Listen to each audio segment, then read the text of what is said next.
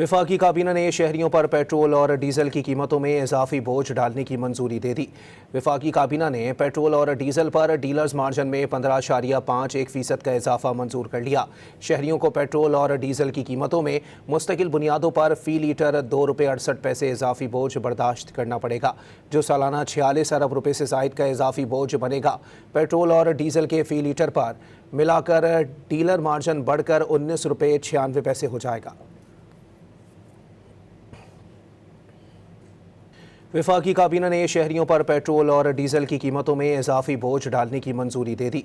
वफाकी काबीना ने पेट्रोल और डीजल पर डीलर्स मार्जिन में 15.51% का इजाफा मंजूर कर लिया।